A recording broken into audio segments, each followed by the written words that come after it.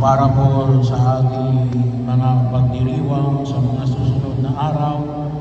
Ang misa po natin bukas ay alas 6 ng umaga.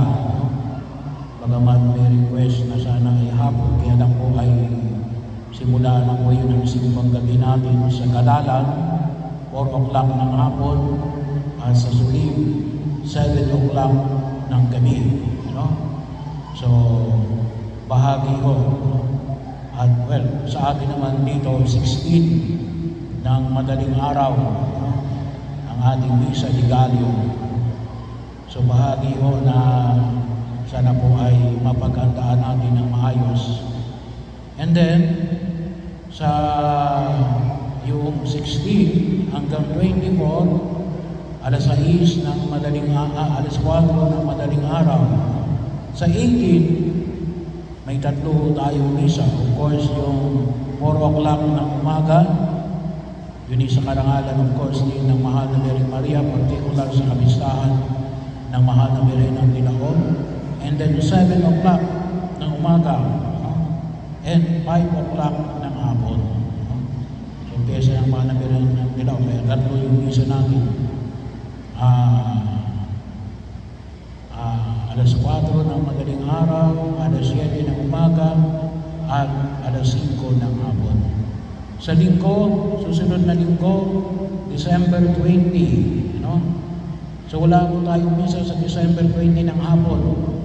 Ang misa po natin sa December 20 ay yun ay linggo, susunod na linggo, alas 4 ng madaling araw, 6:30 ng umaga, 8:30 ng umaga.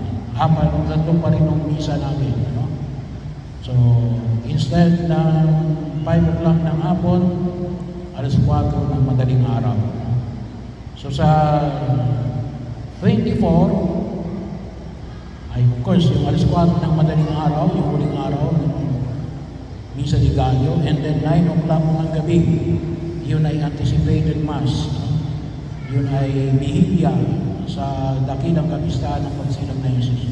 And then 25 ay 6:30 ng umaga at 8:30 ng umaga. Wala na rin pumapon. At bilang bahagi para makatulong din tayo sa mga kapatid natin na higit na kailangan, inaanyahan kong lahat na maghandog ng alay. So, mayroon na tayong bawat araw, may ilaga tayo para pare-pareho. So, sa 16, ay ang inihiling natin na ihandog ninyo ay kape. Either 3-in-1 o yung single na sa sayo. So, pwede rin na may bahagi yung kape. I-announce ko na lang po bawat simbang gabi, kasi hindi nyo naman maalala. Kung gusto nyo malaman yung the whole roster ng ating mga iaalay mula 16 hanggang 24, nasa Facebook page namin. Doon nyo tignan. Pero para hindi tayo mag-alala, every simbang gabi, i-announce ko yung susunod na iahandog natin. So sa 16, kape.